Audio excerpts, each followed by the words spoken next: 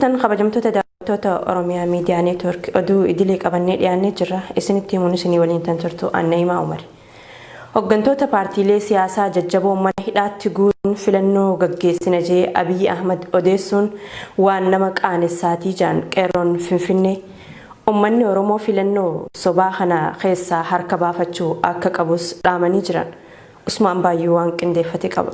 Muummichi ministeera Itoophiyaa kan yeroon taayitaa isaa dhumatti Abiy Ahmad namoota siyaasaa ciccimoo kanneen hawaasa biratti fudhatama qabanii fi filannoodhaan isa mo'achuu danda'an hidhatti guuruudhaan bakka filannoo biyyaalessaa jechuudhaan dubbachuun isaa waan nama qaanessuudha jedhe.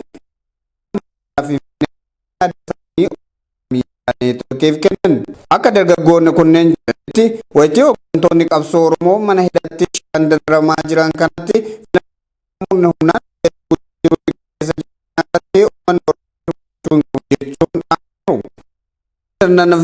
sirni federaalizimii sabdaneessaa diigamuu qaba jechuun olola isaan afarsan argaa jirra kan jedhan dargaggoonni yaada kennan kunneen federaalizimii diiguuf haamiluun isaaniitu biyyattii Itoophiyaa jedhamtu sana akka diigutti ilaalla jedhaniiru. Wanti muummichi ministeeraa dubbachaa jiru kuni waan biyya sirna dimokiraasii hordofa jirtu keessatti haasa'amuu qabnee fi waan nama kanarraa akka muummicha ministeeraa ta'eetitti nama amaan taasirraa waan eegamu turre garuu bakka dorgomtoonni olaanoon yookaan mormitoonni isa mo'uu danda'an yookaan dorgomanii namoonni isa mo'achuu danda'an mana hidhaatti guramanii dukkana keessatti hidhamanii filannoo keessa jechuun dhuguma dhibbaan dhibbatti dimokiraasii biyya kana keessa dukkaneessuu yookaan dimokiraasii biyya kana keessatti biqilte xiqqoodhanayyuu jiranii gatuu natti fakkaataan akka dargaggeessa tokkootitti amman hubadhetti jechuudha. Mataa dhumti isaa filannoo jechuun mataa dhumti isaa dorgommii jechuudha. Dorgommii kana keessatti immoo namni waliin dorgomtu hin jirre yoo ta'e fardi kophaa kaatu ijoolleedhaan jedha Oromoon nama isaan dorgomu dhiisee kophaa kaasaa jira namichi kun biratti yookaan immoo Oromoo kamuu dargaggeessa Oromoo kamuu biratti saba Oromoo kamuu biratti waan fudhatama qabu natti hin fakkaatu. Uummanni tokko dorgommii filannoo dorgommii qabna irratti hirmaachuu dhabu. Sirni federaalii biyya kana keessaa yaabatu jechuun yoo biyyitu yaabattuudhaan adda natti hin fakkaatu. Akka hubannoo kiyyaatitti akkan waa biyya kanatti ilaalaa jirutti sirni dimokiraasii yaabatu jechuun biyyitu yaabattu jechuudha. Dargaggoonni kunneen itti dabaluun dhimma barattoota Oromoo kanneen yuunivarsiitiiwwan naannoo Amaaraa fi Tigraayitti ramadaman ilaalchisuu wanti jedhan ilmaan Oromoo bara darbe barnootaaf ba'anii naannoo Amaaraatti haala suukkanneessaa ta'een ajjeefamaniiru. Hedduun ammoo miidhaan qaamaa irra gahuun baay'een isaanii barnoota addaan kutanii gara maatiitti deebi'uuf dirqamaniiru jedhan. Baranas taanaan hanga furmaanni waaraan argamutti garasitti imaluu hin qaban jechuun dhaamsa isaanii dabarsaniiru. Akka bofaatitti mataa keessa rukutamanii yuunivarsiitii naannolee Amaaraa garaagaraatitti miidhamaa akka turan hundumti keenya quba qabna. Yaaddoo yeroo dhiyooti yookaan yaadannoo keenya yeroo dhiyooti barattoota hedduun gaafa naannoo Amaaraa yuunivarsiitota irratti ajjeefaman mootummaa waa tokko dubbachaa turre miidiyaan biyya kanaatis daboon miidiyaa biyya kanaatis waa'ee barattoota Oromoo yuunivarsiitii naannoo Amaaraa keessatti ajjeefamaa turan dubbataatiin turre. Kanaaf Oromoon amma dammaquu qaba. Ka'eetoo hooggantoota mana dukkanaa keessatti itti cufamee jiru baafatee kana booda dorgommiitti galuu qaba. Mootummaan Itoophiyaa rakkoo nageenyaa yuunivarsiitiiwwan naannoo Amaaraa keessatti Oromummaa keenya qofaan nurratti raawwatameef yakkamtoota yakka raawwatan osoo seeratti hin dhiyeessin baranas garas deemaa baradhaa jechuun isaa diinummaa fi ilaalcha tuffii ilmaan Oromootiif qabu kan agarsiisudha jedhan barattoonni naannoo Oromiyaatiin alatti barachaa turan. Dhalataan godina Harargee kan ta'e barataan yuunivarsiitii Walloo Muummee Paabliik Heelzii waggaa 3ffaa kan barataa ture bara dabre reebicha mooraa yuunivarsiitichaatti irratti raawwatameen miidhaan qaamaa irra gahee akka ture bilbilaan OMN'tti himee jira. Barataan kun akka jawutti badii tokkoon malitti waanuma Oromoo ta'e qofaaf namoota gareen mooraa keessa socho'aa turaniin reebichi hamaan narratti raawwatamee jira jechuun ibsee jira. Barataan kun ragaalee barnootaa isaa hunda achitti gatee galuu himuun erga gara maatiitti galeen boodas yaala barbaacha manneen yaalaa hedduu deemee mootummaan nu gargaaruu dhiisii maaltu maal ta'e jee wanti nu gaafatee hin jiru jechuun komii qabus himee jira. obboleeyyan keenya hedduun ilmi keenya baratee boru rakkoo nurraa fura jaanii maatiin osoo eeganii kanneen reeffi isaanii fe'amee gales hedduu akka ta'e yaadannoo bara dabree kaasuun dubbatee jira. Yeroo biyyattiin ofiifuu kan bara dabree caalaa jeequmsa hamaa keessa galtee jirtu kanatti garasitti deebi'uun gonkumaa akka hin barbaachifnee fi olola mootummaan hafarsaa jiru kana barattoonnis ta'ee maatiin barattootaas burjaaja'uun akka hin qabne akeekkachiisee jira. Gabujatan midhaan irra gahee kaatee akkasumaan kan baanetti deebine ammallee barumsaa gaafasitti amma numan jira gaafasiitu malee ati waan abdii qabnu waan qabnu haalli jiru lafa kanneen kaatee mootummaan waan nu qabu waan agarre waan nu qabu akkanumatti waan nuti deemu waan lafatti gotu deemu fakkaata malee waggaa saffaadha jiran waggaa saffaan ture amma san gubbaan haalli jiru ayyaanni osoo naan deemu jiru kan jarri amaarri meeggaree jira ana tubanii jiru nan qabatu qaamni mallee miilli naan deema duuba akkasuma meeshaaleen biyyammoo tokko waan hin qabu ta'an qabu waan hin qabu lubbuutti irraa hafe baaban jechuu tokko kana gadame warra nyaala Yeroo addunyaan sirna federaalizimii dagaagsuuf hojjechaa jirtu kanatti federaalizimii balleessuuf tattaafachuun murna biltsiginnaa abbaa irrummaa fi sharrummaa isaa agarsiisaa jiran barattoonni Oromoo Yuunivarsiitii Gondar irraa yaada kennan.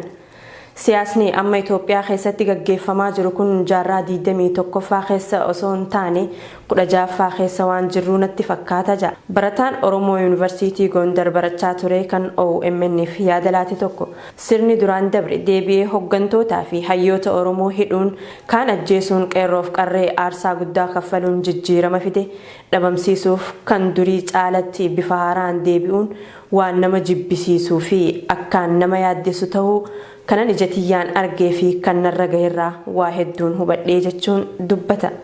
Biyyattii keessa walqixxummaan sabaaf sablammootaa hin jiru kan jiru qeerroon kun inni tokko ilmaan isaa rasaasaan rukutamee daa'ima xixiqqoo dabalatee maatiin osoo gadoodanii inni tokko olluma sanitti cidha godhatee gammada. Kun immoo biyyattii gara kufaatitti geessaa jira.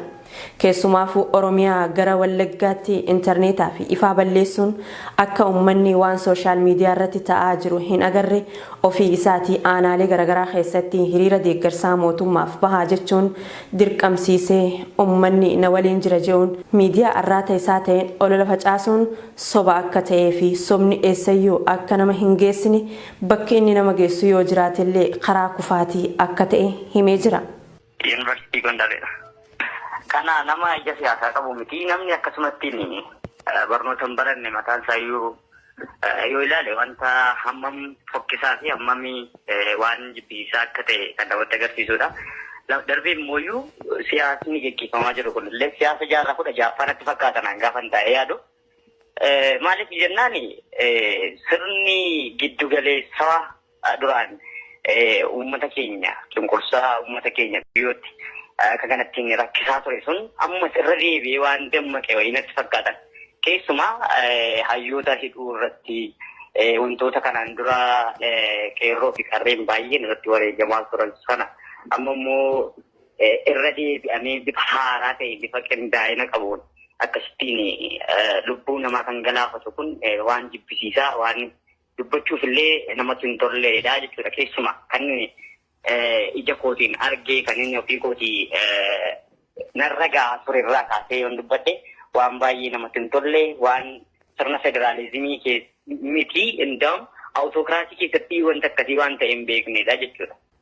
Federaalizimii balleessuun baay'ee baree walumaa gala abbaa hirrummaatti deemudha. Abbaa hirrummaa gara abbaa hirrummaatti wajjin walqabatiinsa guddaa kan qabudha jedhee namanan. Maaliif jennaan addunyaan yeroo ammaa kanatti federaalizimii dagaagsuudhaafidha kan isheen hojjettu.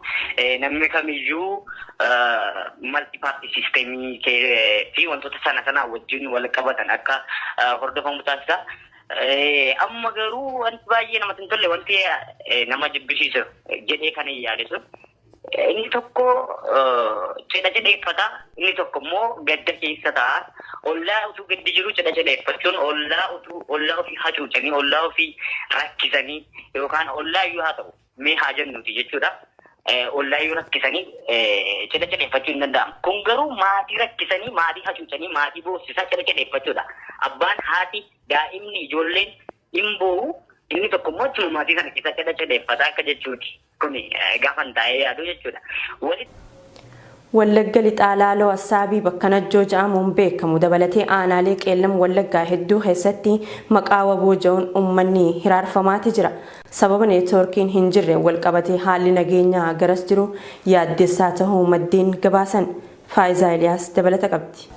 Godina qeellam Wallaggaa fi Wallagga lixaa keessatti erga neetwoorkiin badee as jiraattonni waraanaa fi qaamolee nageenya mootummaatiin rakkoo hamaaf saaxilamaa jiru jechuun barattoonni naannoo sanirraa gara yuunivarsiitiitti deemaa jiran OMN'tti himan. Aanaalee Wallagga lixaa keessaa Laaloo Assaabii bakka Maqanajjoo jedhamu hanga aanaalee qeellam Wallaggaa hundatti tajaajilli neetwoorkii balleeffamuudhaan maqaa waraana bilisummaa Oromoo balleessuu jedhuun uummatni hiraarfamaa jiraachuu barattoonni kunneen ni dubbatu. Wanti Wallagga lixaa fi qeellam Wallaggaa keessatti raawwatamaa jiru dhimma jiraachuu fi jiraachuu dhabuutii kan ja'an barattoonni Wallagga lixaarraa gara yuunivarsiitii deemaa jiran kunneen